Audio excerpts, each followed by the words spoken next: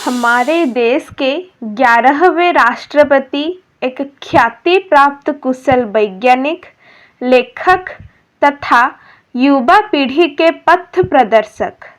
जी हाँ, हम बात कर रहे हैं स्वर्गीय श्री एपीजे अब्दुल कलाम जी की, जो न जाने कितने ही लोगों के लिए प्रेरणा बन गए।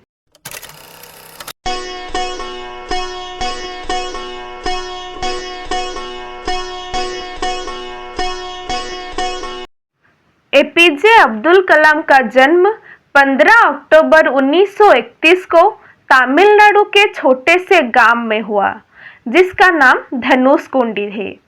इस गांव में वे अपने संयुक्त परिवार के साथ रहते थे। उनके परिवार की आर्थिक स्थिति ठीक नहीं थी। उनके पिता मछुआरों को नाव किराए पर देते थे तथा उनकी माता गृहिणी थी। एपीजे अब्दुल कलाम साहब ने अपनी शिक्षा का आरंभ रामेश्वरम के एक प्राथमिक विद्यालय से किया। कलाम साहब ने अपनी पढ़ाई पूरी करने व घर की आर्थिक सहायता हेतु अखबार बेचने का कार्य आरंभ किया। एपीजे अब्दुल कलाम ने 12वीं रामनाथपुरम में स्थित squads matriculation school higher secondary school में संपन्न की। तत्पश्चात उन्होंने स्नातक की उपाधि तथा बैचलर ऑफ डिग्री प्राप्त करने हेतु सेंट जोसेफ कॉलेज में दाखिल लिया, जो तिरुचिरापल्ली में स्थित है।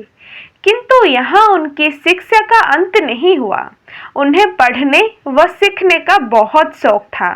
वो आगे की पढ़ाई हेतु 1955 में मद्रास जा पहुंचे, जहां से उन्होंने 1958 में अंतरिक्ष विज्ञान में स्नातक की उपाधि प्राप्त की। उनका सपना था कि वह भारतीय वायुसेना में फाइटर प्लेन के चालक यानी पायलट बन सके, परंतु यह पूर्ण न हो पाया। पर फिर भी उन्होंने हार नहीं मानी। इसके पश्चात उन्होंने भारतीय रक्षा अनुसंधान एवं विकास संस्थान DRDO में प्रवेश किया, जहां उन्होंने हाइबरक्राफ्ट परियोजना का सफल संचालन किया।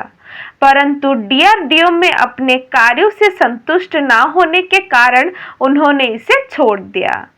इसके पश्चात उन्होंने 1962 में भारतीय अंतरिक्ष अनुसंधान संगठन ISRO में प्रवेश किया। ISRO में एपीजे अब्दुल कलाम ने कई परियोजनाओं का सफलतापूर्वक संचालन किया, जिनमें से सबसे महत्वपूर्ण था उनके द्वारा भारत के पहले उपग्रह पृथ्वी, जिसे SLV-3 भी कहा जा सकता है, का पृथ्वी की कक्षा के निकट स्थापित किया जाना। इस कार्य को डॉक्टर एपीजे अब्दुल कलाम ने 1980 में बहुत ही मेहनत तथा लगन के साथ संपन्न किया। उनकी इसी सफलता के बाद भारत भी अंतर्राष्ट्रीय अंतरिक्ष क्लब का सदस्य बन पाया। इस दौर में वह ISRO में भारत के उपग्रह प्रक्षेपण यान परियोजना के निर्देशक के पद पर नियुक्त थे। ISRO के कार्यकाल के दौरान ही उन्होंने और भी उपलब्धियां हासिल की, जैसे नासा की यात्रा, प्रसिद्ध वैज्ञानिक राजा रमन्ना के साथ मिलकर भारत का पहला परमाणु परीक्षण गाइडेड मिसाइल्स को डिजाइन करना। इन सब के पश्चात एपीजे अब्दुल कलाम एक सफल तथा ख्याति प्राप्त वैज्ञानिक बन चुके थे। 1981 में उन्हें भारत सरकार द्वारा पद्म भूषण से सम्मानित किया गया। 1982 में वह पुनः भारतीय अंतरिक्ष अनुसंधान संगठन ISRO के निर्देशक के रूप में विद्यमान हुए। अब उन्होंने स्वदेशी लक्ष्य के भेदी नियंत्रित प्रक्षेपास्त्र की तरफ अपना ध्यान केंद्रित किया। डॉक्टर एपीजे अब्दुल कलाम को 1990 में फिर पद्म विभूषण से नवाजा गया। तत्पश्चात वे 1992 से लेकर 1999 तक के कार्यकाल में रक्षा मंत्री के विज्ञान सलाहकार के पद पर नियुक्त रहे। साथ ही वह सुरक्षा शोध और विकास विभाग के सचिव भी थे। 1997 में उनका भारत के प्रति योगदान देखते हुए उन्हें भारत रत्न में सम्मानित किया गया। उन्हीं के नेतृत्व में 1998 में भारत ने अपना दूसरा सफल परमाणु परीक्षण किया। कलाम साहब की ही देन है कि भारत आज परमाणु हथियार के निर्माण में सफल हो पाया है। इस दौर में वह भारत के सबसे प्रसिद्ध एवं सफल परमाणु वैज्ञानिक न्यूक्लियर साइंटिस्ट थे। 2002 में उनके प्रति भारत की जनता में सम्मान देखते हुए जीवन की उपलब्धियों तथा भारत के प्रति उनका लगाव देखते हुए एनडीए ने उन्हें राष्ट्रपति पद का उम्मीदवार घोषित किया। फलस्वरूप वह चुनाव में विजयी होकर 2002 में भारत के राष्ट्रपति के रूप में हमारे सामने आए। उन्हें जनता का राष्ट्रपति तथा पीपुल्स ऑफ प्रेसिडेंट कहकर संबोधित किया जाने लगा। उनके इस कार्यकाल के दौरान उन्होंने कई सभाएं संबोधित की, जिनमें उन्होंने भारत के तथा यहाँ रह रहे युवाओं के भविष्य को बेहतर बनाने हेतु बातों पर जोर दिया। ये तो हम सभी जानते हैं कि एपीजे अब्दुल कलाम अपनी निजी जिंदगी में एक सरल तथा अनुशासन प्रिय व्यक्ति थे। वे बच्चों से बहुत अधिक स्नेह करते थे। उन्हें हमेशा ऐसी सीख देते थे जो उनके भविष्य को बेहतर बनाने में सहायता करे। वे राजनीतिक व्यक्ति नहीं थे, किंतु राजनीति में रहकर वह देश के विकास के बारे में सोचते थे। वे जानते थे कि युवाओं का बेहतर विकास ही देश को आगे लेकर जा सकता है।